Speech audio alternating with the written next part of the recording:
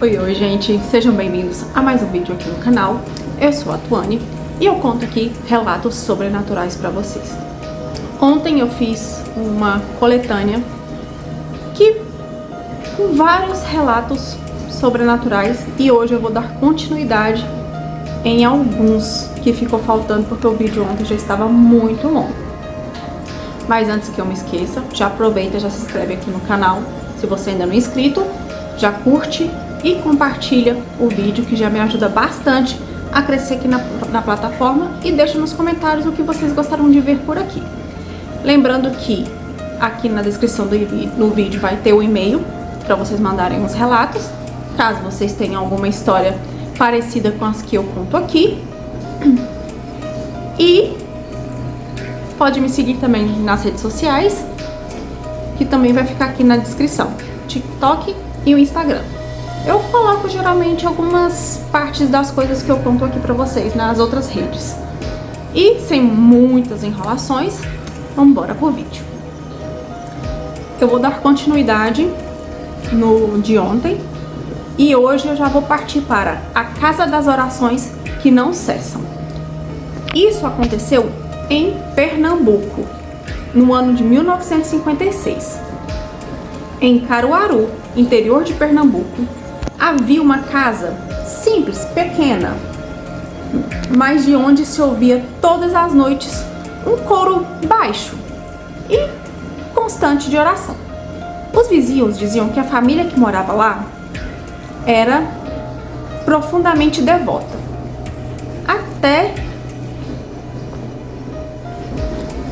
Os vizinhos diziam que a família que morava lá era profundamente devota, até que um incêndio destruiu tudo. Depois da tragédia, ninguém quis se aproximar da casa, mas quem passava pela rua jurava ouvir o som das vozes rezando dentro, mesmo sem ninguém morar ali.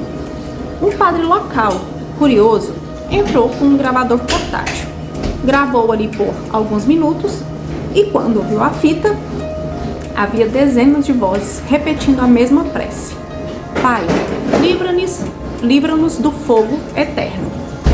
Não havia eco nem interferência, apenas as orações. O gravador foi entregue à diocese, mas desapareceu meses depois. Até hoje, quem mora próximo diz que, nas madrugadas mais quentes, ainda dá para ouvir as preces, baixas como se o fogo tivesse parado, mas as vozes não.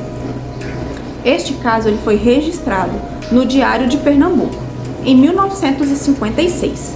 O padre que gravou as vozes realmente existiu, e ele se chamava José Arnaldo da Cunha.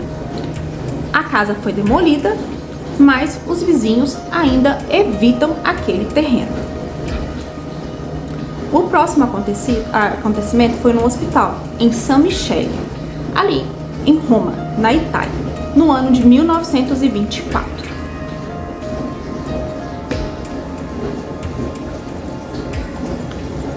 O Hospital San Michele, ele foi construído em Roma no ano de 1918. Ele recebia religiosos doentes e padres com distúrbios mentais. As freiras contavam que, nas madrugadas, as portas batiam sozinhas. Ai! Foi mal, gente. Eu tô chutando o cachorro e as coisas. As portas batiam sozinhas e cânticos latinos ecoavam pelos corredores. Um padre chamado Luigi descreveu em seu diário que durante a missa noturna viu rostos sem carne, ajoelhados entre os leitos, repetindo a Eucaristia em silêncio. Gente, desculpa pelo barulho. Eu tô usando a lava-louça. Ai, gente, perdão, é porque eu passei o dia todo praticamente fora. E agora que eu lembrei de ligar ela. Só que se eu não gravar agora vai ficar muito tarde, aí eu não consigo soltar o vídeo hoje. Vamos lá. Um padre chamado Luigi descreveu em seu diário que durante a missa noturna viu rostos sem carne, ajoelhados entre os leitos, repetindo a Eucaristia ali em silêncio.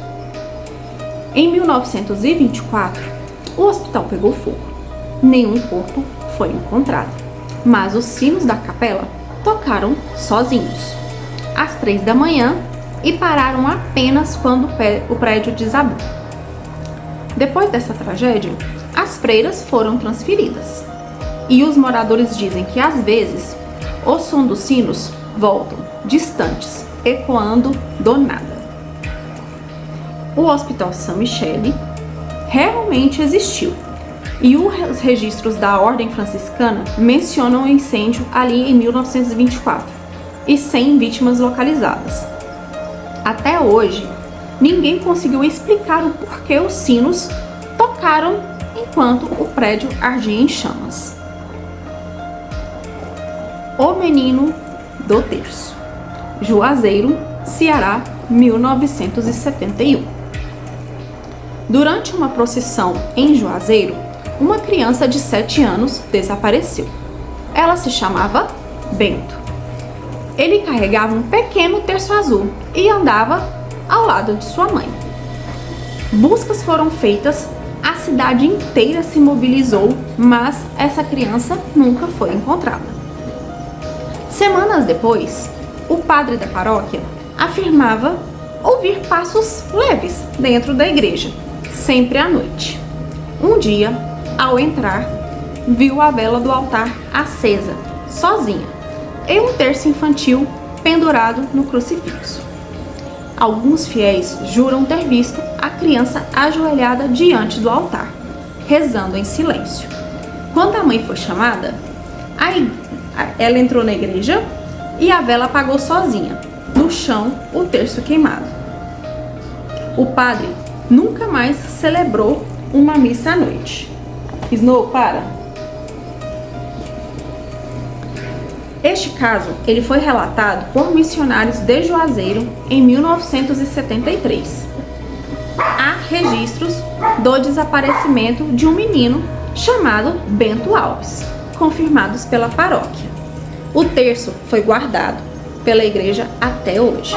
Está escurecido e quebrado, como se tivesse sido queimado de dentro para fora. O cemitério da Capela Velha, Clare, Irlanda, 1849. Nick brincando. Durante a Grande Fome, que devastou a Irlanda, centenas de pessoas foram enterradas apressadamente sob uma pequena igreja em Clare. Os padres trabalhavam sem parar, rezando sobre os corpos enquanto o chão era coberto de cal. Anos depois, o local foi reformado para virar um orfanato. Mas as freiras começaram a relatar algo estranho. Durante a missa, o chão tremia levemente. E à noite, vozes eram ouvidas debaixo das tábuas do altar. Vozes fracas, pedindo pão, pedindo perdão. O padre responsável tentou celebrar uma missa de libertação, mas no meio da oração, as velas se apagaram e um frio intenso tomou todo o templo. As freiras juram ter ouvido, bem perto do ouvido, uma voz sussurrando, um gaélico antigo: ainda temos fome.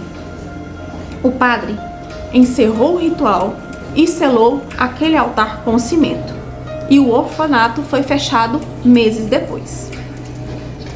Registros da paróquia lá de Clare confirmam que o templo foi usado como cemitério de emergência em 1849. Diários da época mencionam sons subterrâneos durante as missas. Até hoje, o altar permanece lacrado.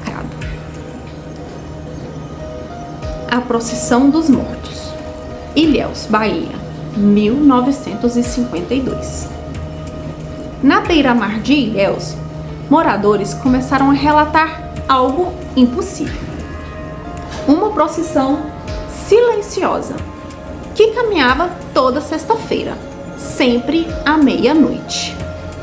Homens, mulheres e crianças vestidas de branco e desaparecia homens, mulheres e crianças vestidos de branco, segurando velas que não tremulavam com o vento. Pescadores diziam que o cortejo vinha da areia e desaparecia dentro da água. Um jornalista decidiu registrar. Levou uma câmera e esperou. Às 00:05, as figuras surgiram e ele começou a fotografar. Mas quando olhou pelas lentes, percebeu que as velas estavam acesas debaixo d'água. E ao revelar o filme, as fotos mostravam apenas rastros de luz no mar, como pequenos clarões submersos. O jornalista nunca mais escreveu sobre esse assunto. Meses depois, ele foi encontrado morto na praia, de olhos abertos, areia na boca e o crucifixo quebrado nas mãos. A chamada Procissão dos Mortos é uma lenda baiana, com dezenas de testemunhas registradas entre os anos de 1952 e 1960. Este caso ele foi citado por Edson Carneiro, estudioso do folclore nacional.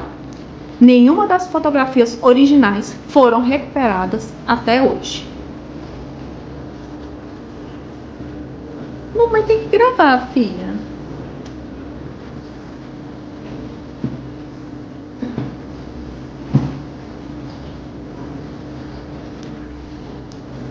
O padre que rezava com as sombras. Querétaro, México, 1890. Em Querétaro, no México, um padre franciscano chamado Jerônimo Morales celebrava a missa à noite, sozinho no convento de Santa Clara. As freiras notaram que durante as orações haviam sombras ajoelhadas ao redor do altar, mesmo quando ele estava só. O padre acreditava que eram almas do purgatório, buscando a absolvição.